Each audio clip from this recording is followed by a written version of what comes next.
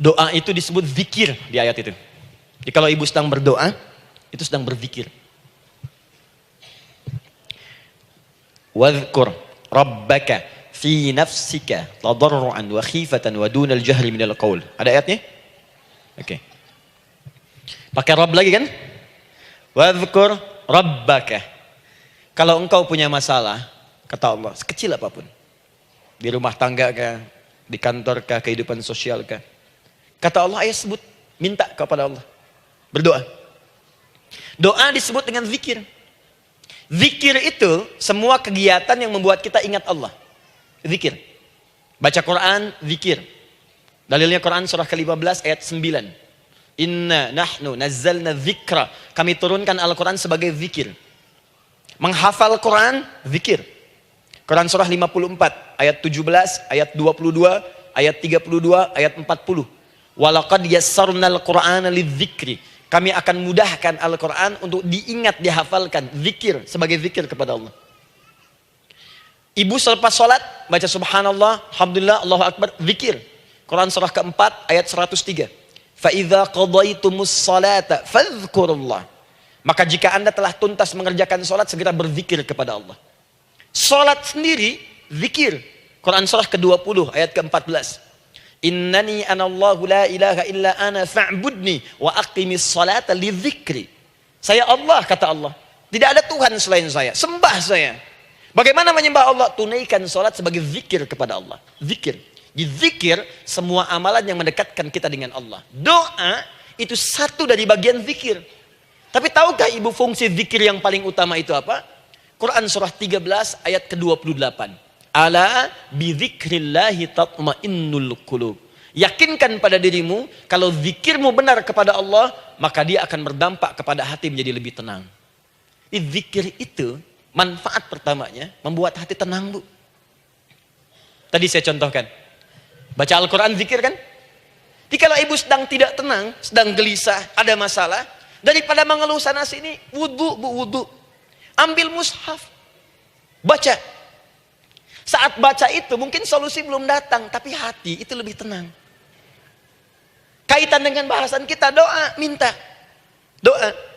Jadi kalau orang punya masalah itu kalau berdoa, walaupun solusinya belum datang, walaupun kemudian jawabannya belum tiba, minimal hati ibu itu tenang. Ini dia. Kan surah 13 ayat 28. Rumus ini pakai. Gunakan dalam hidup. Karena yang tahu kehidupan kita itu Allah yang menciptakan kita. Yang tahu pesawat, yang bikin pesawat. Yang tahu handphone, yang bikin handphone. Yang tahu mikrofon, yang bikin mic-nya. Yang tahu kita, yang menciptakan kita. Ikutilah petunjuk Allah yang menciptakan kita, maka akan langsung terasa manfaatnya. Ibu tidak percaya, silahkan lakukan. Rasakan bedanya, bedakan rasanya, dan pasti akan terasa bedanya. Akan lain. Tuh. Doa. Tapi ingat yang paling penting kata Allah, doa itu bukan sekedar penting permohonannya, tapi menunjukkan status kita sebagai hamba di hadapan Allah Subhanahu wa taala. Jadi kalau ada orang selama hidup tidak pernah berdoa, artinya dia mengingkari statusnya sebagai hamba di hadapan Allah Subhanahu wa taala. Mau menyejajarkan diri dengan Tuhan. Kan yang tidak pernah meminta itu Tuhan. Allah yang memberikan. Kalau manusia beda pasti minta. Artinya kalau ada manusia nggak pernah minta, seakan-akan bahasa halusnya, kamu ini ngaku jadi Tuhan. Saya tempatkan kau di neraka jahanam yang paling bawah. Jahanam itu, Bu, belum masuk saja sudah terasa. Terasa. Buka ibu Quran surah misalnya ke-40 Ghafir tuh. Ya, ayat 45 sampai dengan 47-nya. Sebelumnya lagi lihat Quran surah ke-8 ayat ke-50. Itu penghuni neraka, Bu, yang bukan jahanam, saja. Penghuni neraka itu kalau mau meninggal itu dipukulin dulu malaikat. Depan belakangnya. Ayo, kamu keluar. Lama amat keluarnya rohnya katanya. Takut karena nggak punya bekal. Kan maaf ya, kaidah mengatakan orang nggak punya bekal itu takut pulang, apalagi orang merasa salah. Anak ibu berbuat kesalahan, mau pulang takut kan? Takut. Jadi kalau ada anak takut pulang, salah dia. Salah. Kemana anak nggak pulang-pulang? Pasti ada yang salah karena nggak berani pulang. Jangankan salah, nggak punya bekal saja, malu pulang. Lihat ibu waktu Ramadan usai, mau mudik Idul Fitri. Kan pada mudik kan? Kenapa mau mudik dan senang mudik? Karena punya bekal, Bu. Dikumpul-kumpulkan tuh selama 11 bulan. Untuk 1 bulan saja. Itu pun paling berapa hari. Kumpulin. Terus telepon keluarga. Insya Allah aku pulang hari ini. Wah, senang semuanya. Padahal mudiknya cuma pakai motor, Bu. Motornya bebek, bekalnya singa. Serius saya, motor bebek bekal singa. Ada kardus belakangnya. Tulisin. Terus tambah pelepah pisang buat begini. Belakangnya ditulisin, aku pulang sayang.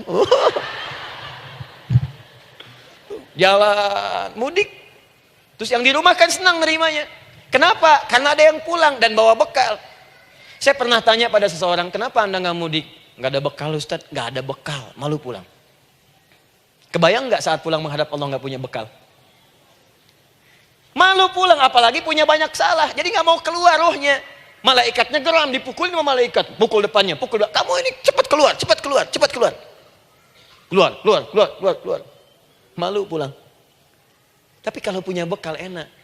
Dan yang nyambut langsung malaikat. Bahkan nanti ada satu amalan saat dikerjakan.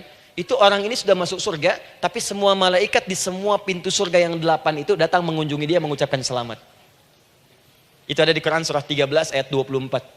Salamun alaikum bima sabartum fa ni'ma uqbaddar. Selamat ya saat di dunia sabar mencari bekal dan ini bekal terbaik yang kamu dapatkan, silahkan nikmati surga yang kamu rindukan itu. Ini nikmatnya tempat yang pernah nanti kamu kunjungi. Dan tinggal abadi di situ. Yang nyambut malaikat. Bayangkan semua malaikat, Bu. Semua malaikat dari pintu surga datang nyambut dia. Wah, Masya Allah, malaikat Jibril, Israfil, malaikat maut. Maaf ya, dicabut kemarin. Biasa, selamat. Dunia aja kalau ada yang nyambut senang kan? Rumah dicet, datang, sambut depan rumah, semua hidangan ada, Masya Allah. Bahkan yang tidak ada jadi ada. Luarnya kongwan, dalamnya rangginang gitu kan. Wah, muncul semua. Paham ya? Jadi ini bagian pertama. Jadi kita katakan kenapa manusia mesti berdoa. Jawabannya karena manusia itu hamba. Dan doa itu adalah fitrah bagian dari kehidupan. Kenapa manusia mesti berdoa? Karena ada komitmen dari Allah. Setiap dia mendapatkan sebuah persoalan, maka Allah akan jawab dan berikan jawaban dari semua persoalannya. Jalan mendapatkan jawaban itu adalah doa. Kenapa manusia mesti berdoa? Karena dia butuh dengan Allah. Dan puncaknya, kenapa dia mesti berdoa? Karena Allah ingin membahagiakan kehidupan dunianya sebelum sampai keabadiannya di akhirat. Jadi ketika kita berdoa, sebetulnya kebaikan untuk kita karena Allah ingin kita bahagia. Ingin mudah hidupnya. Jadi kalau ada orang nggak berdoa, sesungguhnya dia sedang menyulitkan diri sendiri dalam kehidupan dunianya sampai ke akhiratnya. Jelas sampai di sini? Masya Allah. Alhamdulillah. Baik, kalau sudah paham, saya hapus ini, kita masuk bagian yang kedua.